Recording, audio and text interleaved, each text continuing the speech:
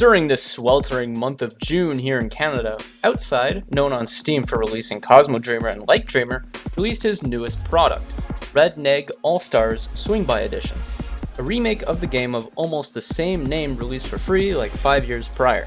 So, what does Redneg Swing By offer as a game?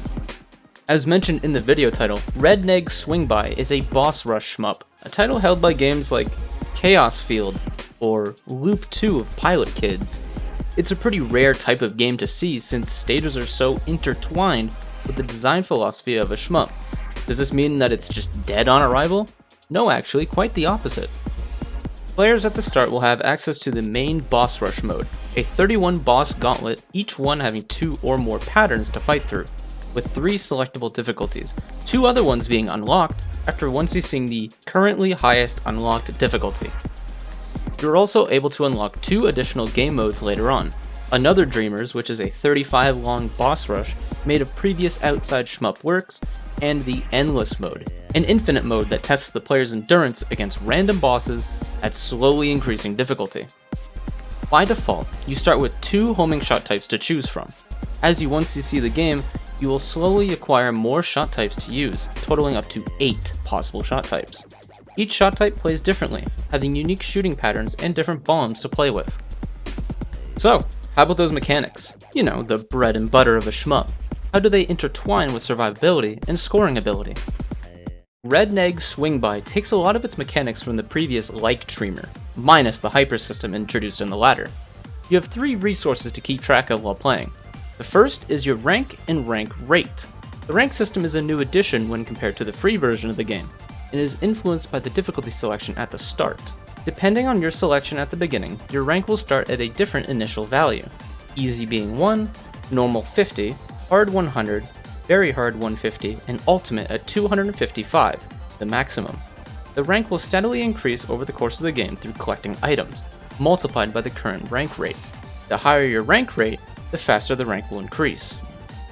The rank will slowly increase the difficulty of patterns, but with more drastic spikes of difficulty happening at 150 rank and 255 rank respectively. The next thing to keep an eye on is your score and score rate.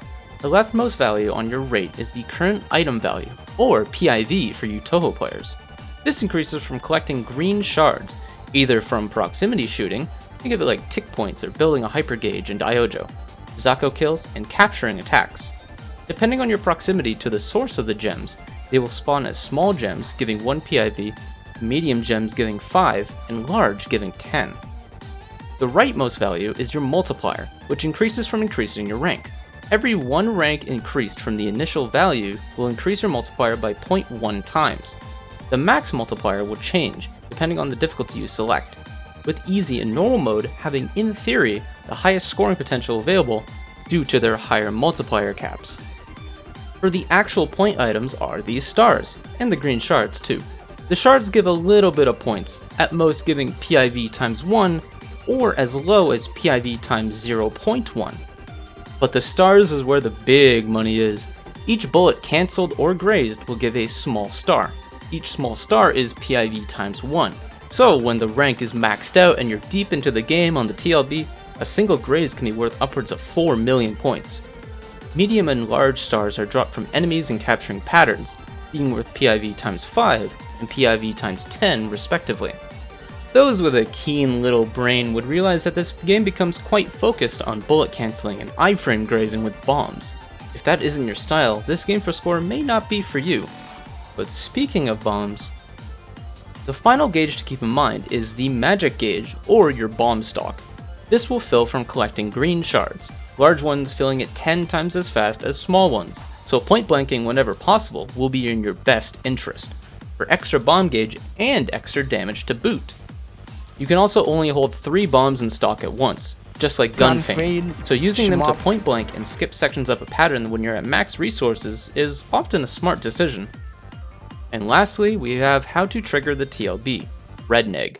If you're in the normal boss rush mode and your rank is either 50 over the initial starting value, or over 200 at all, the TLB will appear.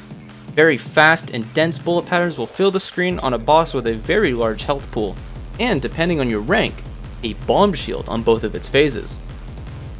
Beat it without continues and join the prestigious 33 wins club on the online scoreboard. Look, there's me. So, would I recommend this game? Well, it depends. Do you like the more modern shmup design philosophy of a more bullet hell style of game with tiny hitboxes and a very bullet cancelly scoring system? If yes, well then just go for it. Grab it. You'll probably like it. If you're on the fence, try out the demo and see if you like it. I know I sure did.